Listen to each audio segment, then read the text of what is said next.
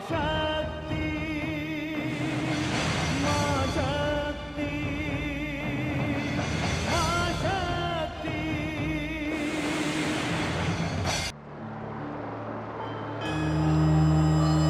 नारायण नारायण।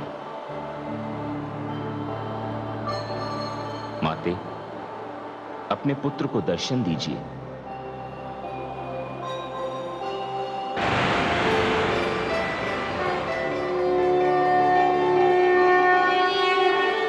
प्रणाम माते। पुत्र, तुमने मेरा आह्वान किया, मैं आ गई।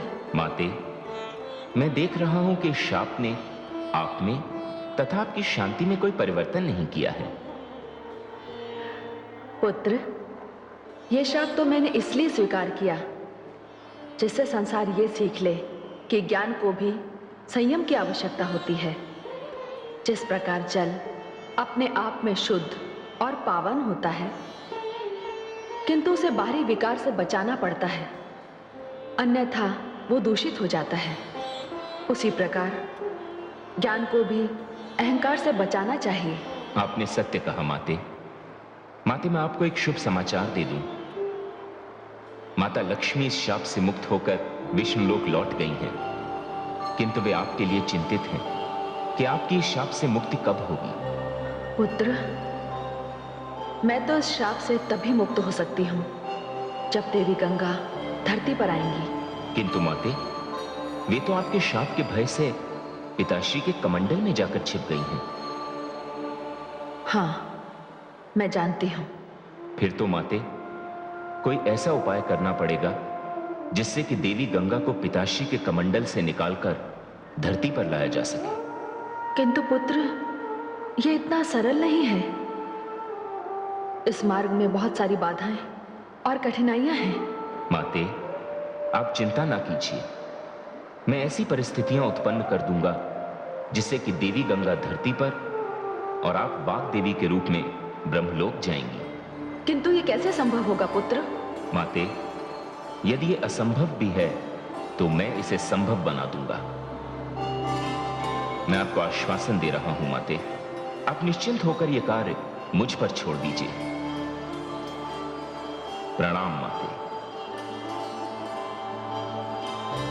नारायण नारायण।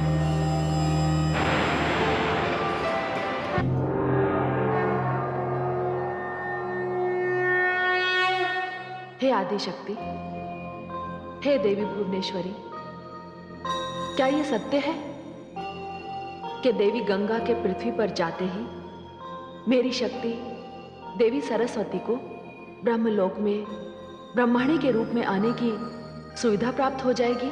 हाँ महादेवी, ये सत्य है। और इसके लिए सरस्वती पुत्र देवर्षि नारद प्रयास करने निकल पड़े हैं। किंतु हे आदिशक्ति, देवर्षि नारद क्या प्रयास करेंगे? वही प्रयास जिससे उनकी माता देवी सरस्वती उस शाप से मुक्त होकर ब्रह्मलोक पहुंच जाए। किंतु इसके लिए तो देवी गंगा को ब्रह्मा जी के कमंडल से धरती पर लाना होगा। क्या नारद जी इसे संभव बना पाएंगे? हे महादेवी, देवर्षि नारद ने न्याय, धर्म और नीति की रक्षा के लिए जीवन समर्पित कर दिया। वे क्या करेंगे मैं आपको नहीं बताऊंगी। आप स्वयं देखिए कि नारद कहां कहां जाते हैं और क्या क्या करते हैं। हे महाशक्ति, आपकी लीला न्यारी है।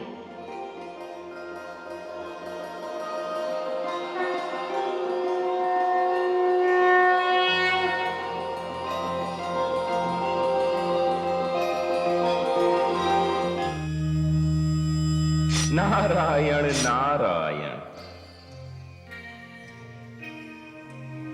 प्रणाम पिताश्री। आयुष्मान भव, कीर्तिवान भव। आओ पुत्र। पिताश्री, मैं अभी अभी माताश्री से मिलकर आ रहा हूं और उन्हें उनके ब्रह्मलोक लौटने का आश्वासन भी देकर आ रहा हूं। अर्थात? अर्थात पिताश्री, माताश्री ने मुझे बताया कि उन्हें उनके शाप से मुक्त होने और ब्रह्मलोक में आगमन के लिए देवी गंगा को धरती पर जाना होगा। पिताश्री, आप देवी गंगा को अपने कमंडल से मुक्त कर दीजिए। ये तुम क्या कह रहे हो पुत्र? मैं सत्य कह रहा हूं पिताश्री। माताश्री की मुक्ति के लिए बस एक ही उपाय है कि देवी गंगा को धरती पर जाना पड़ेगा। नहीं पुत्र, देवी गंगा धरती पर नहीं जाएंगी, वे मेरे कमंडल में ही रहेंगी। क्यों? क्यों पिताश्री? क्योंकि वो मेरे आश्रम में हैं। मैंने उन्हें स्वयं आश्रय जो दिया है। और पिताश्री, मैंने भी अपनी माताश्री को ब्रह्मलोक वापस लाने का आश्वासन दिया है। किस अधिकार से आश्वासन दिया तुमने? एक पुत्र होने के नाते, और आपको भी एक पिता होने के नाते मेरे आश्वासन की लाज रखनी होगी। और देवी गंगा को दिया हुआ मेरा वचन? नहीं पुत्र, यह संभव है। मैं अपने वचन को नहीं तोड़ सकता। मैं विवश हूं। पिताश्री, आपको माताश्री की मुक्ति के लिए इस वचन को तोड़ना ही पड़ेगा। पुत्र नारद, तुम अपनी मर्यादा को भूल रहे हो। मैंने अपने कार्यक्षेत्र में हस्तक्षेप करने का अधिकार किसी को भी नहीं दिया, अपने पुत्र को भी नहीं। इससे पहले कि मेरा क्रोध शाप में बदल जाए, चले जाओ यहां से।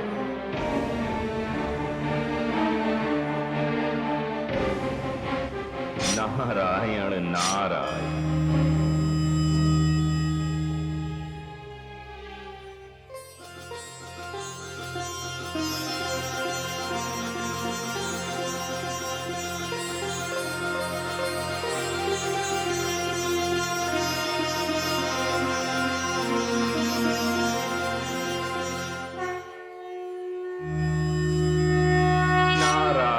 नारायण। प्रणाम प्रभु। आइए देवर्षि, क्या समाचार लाए हैं? प्रभु, ये समस्या तो और भी गंभीर हो चली है। समस्या गंभीर होती जा रही है? वो कैसे? प्रभु, मेरी माताश्री की मुक्ति तो तभी संभव है जब देवी गंगा पिताश्री के कमंडल से मुक्त होकर धरती पर आ जाए। और पिताश्री देवी गंगा को अपने कमंडल से मुक्त नहीं करना चाहते। वे कहते हैं कि उन्होंने देवी गंगा को आश्रय दिया है और वे अपना वचन नहीं तोड़ सकते। तो अब क्या होगा देवर्षि? प्रभु, आप मुझे कोई ऐसा मार्ग बताइए जिससे देवी गंगा को धरती पर लाया जा सके। देवर्षि, यह कार्य इतना सरल नहीं है। कदाचित आप देवी गंगा का स्वभाव नहीं जानते। यदि वो बिना आधार के धरती पर आ गई तो उनकी वेगवती धारा धरती के उस भाग को लेकर रसातल में पहुंचा देगी, और ये बड़ा ही विनाशकारी होगा। तो मैं क्या करूं प्रभु? क्या मेरी माता को इस शाप से कभी मुक्ति नहीं मिलेगी? मेरा मार्गदर्शन कीजिए प्रभु। देवर्षि, मैं आपका मार्गदर्शन तो नहीं कर सकता। हां, केवल इतना कह सकता हूं कि इस समस्या का समाधान कहीं ना कहीं धरती से ही जुड़ा हुआ है। धरती से? हां, धरती पर एक राजा है जो महाराज सगर के नाम से विख्यात है। उनके 60,000 पुत्र हैं जिनकी आयु बहुत कम है। उनके भाग्य में अकाल मृत्यु लिखी हुई है। प्रभु, आपने तो निराशा के अंधकार में आशा की किरण जगा दी। मुझे आज्ञा दे प्रभु। महाराज सगर। नारायण नारायण।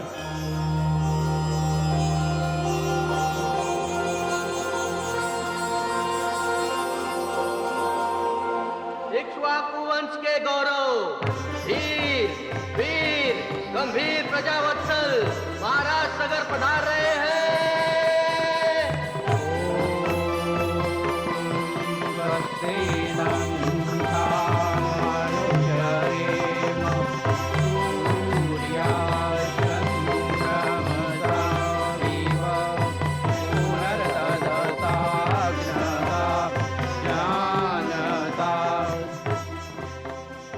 राजन, कल्याण वस्तु।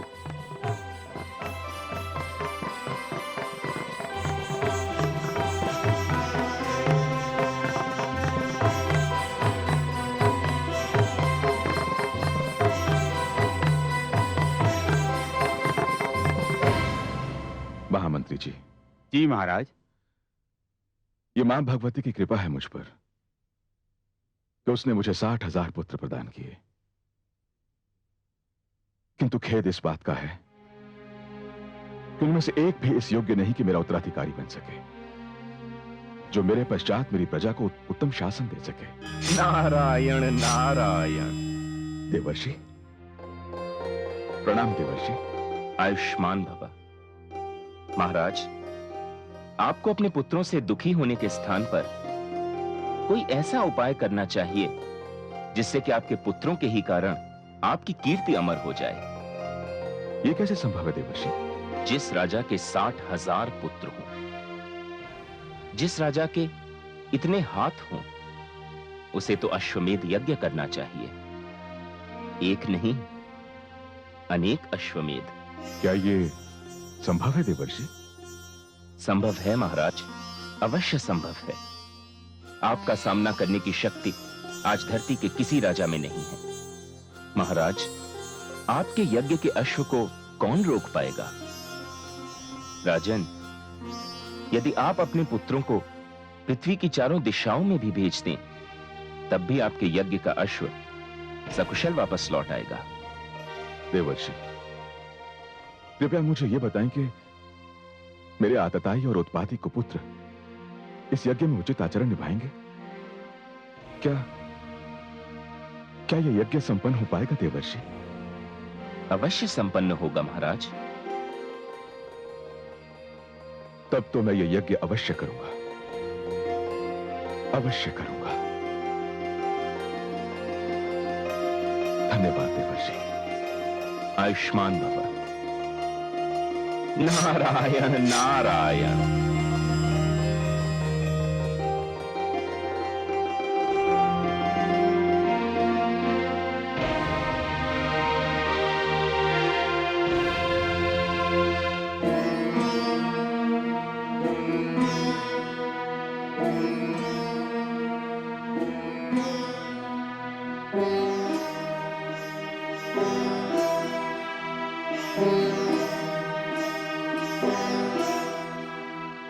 महाराज, हम उपस्थित हैं। महामंत्री जी, हम अपने गौरवशाली कुल के गौरव के विस्तार तथा कल्याण के लिए अश्वमेध यज्ञ का आयोजन करेंगे, और हम इस यज्ञ में सहयोग देने के लिए अपनी प्रजा का आह्वान करते हैं। हम सेवा और सहयोग के लिए प्रस्तुत हैं महाराज। पुत्र करमवीर। जी पिताश्री। अश्वमेध के लिए शुभ लक्षणों से युक्त अश्व को चुनकर शास्त्रीय विधि से उसे दिग्विजय के लिए छोड़ दिया जाए, और यह सारा अभियान तुम्हारी देखरेख में होगा पुत्र। जी। ठहरिए पिताश्री। प्रणाम पिताश्री। पुत्र असमंजस तुम? हाँ पिताश्री, आप ये यज्ञ नहीं करेंगे। ये तुम क्या कह रहे हो पुत्र? मैं सत्य कह रहा हूं पिताश्री। क्या आप अपने पुत्रों और मेरे भाइयों को नहीं जानते कि वो कितने उत्पाती और उद्दंड हैं? पिताश्री, आप ये यज्ञ मत कीजिए। इस अश्वमेध यज्ञ के परिणाम सुखद नहीं, अत्यंत दुखद होंगे। तुम जानते हो इस यज्ञ का परामर्श मुझे किसने दिया है पुत्र? देवर्षि नारद ने। चाहे जिसने भी आपको इस यज्ञ का परामर्श दिया हो पिताश्री, किंतु यह यज्ञ आपके लिए लाभकारी नहीं, विनाशकारी सिद्ध होगा। लगता है तुम्हारी बुद्धि भ्रष्ट हो गई है असमंजस, जो उस महान आत्मा के परामर्श पर आपत्ति उठा रहे हो। देवर्षि नारद हमारे शत्रु नहीं है। क्षमा पिताश्री, किंतु उनके इस परामर्श से षड्यंत्र तथा शत्रुता की गंध आ रही है। पिताश्री, आप इस यज्ञ का विचार अपने मन से निकाल दीजिए। इसी में हम सबका हित है। शत्रु देवर्षि नारद नहीं, शत्रु तुम हो। तुम जो इस आयु में मेरा साथ छोड़कर चले गए, अपने भाइयों को त्याग कर चले गए, क्योंकि वो तुम्हारे सौतेले भाई हैं। तुमने अपने कर्तव्य से मुंह मोड़कर संन्यास धारण कर लिया, तपोवन में जा बैठे, और अब उस यज्ञ को विनाशकारी कह रहे हो जिससे मेरे 60,000 पुत्रों का और मेरा कल्याण होगा। पुत्र असमंजस, कितना विष भरा है तुम्हारे मन के अंदर अपने सौतेले भाइयों के लिए और अपने पिता के लिए। पिताश्री, आप चाहे जो समझ ले मुझे, किंतु मैं हाथ जोड़कर आपसे विनती करता हूं कि यह यज्ञ रोक दीजिए, नहीं तो अनर्थ हो जाएगा। नहीं पुत्र, यह यज्ञ तो नहीं रुकेगा। यह यज्ञ अवश्य होगा, किंतु तुम इसके पश्चात यहां नहीं आओगे। आज से तुम्हारा और हमारा संबंध समाप्त। समझ लो, हम तुम्हारे लिए और तुम हमारे लिए मर गए। अब कुछ कहने सुनने को शेष नहीं रहा है पुत्र। पुत्र कर्मवीर, जी पिताश्री। जाओ, जाकर यज्ञ का आयोजन करो।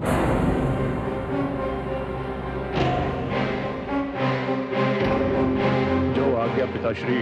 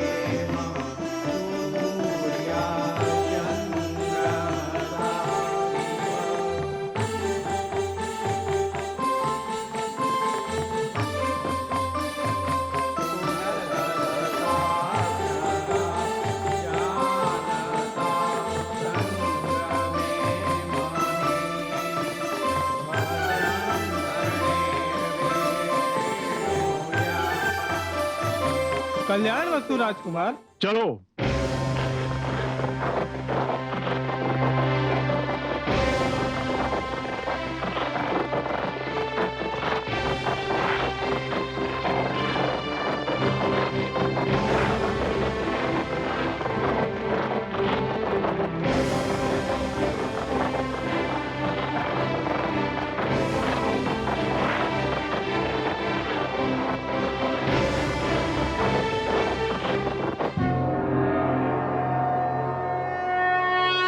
हे देवी भुवनेश्वरी, देवर्षि नारद ये कौन सा खेल खेल रहे हैं? राजा सगर से अश्वमेध करवाने के पीछे उनका क्या उद्देश्य है? वे ऐसे तो नहीं है कि व्यर्थ में किसी को कष्ट दें। आप क्या सोचते हैं, ये यज्ञ पूर्ण होगा? हाँ महादेवी, ये यज्ञ अवश्य पूर्ण होगा और महाराज सगर को अश्वमेध यज्ञ का फल भी मिलेगा। शेष तो आप देखती जाइए।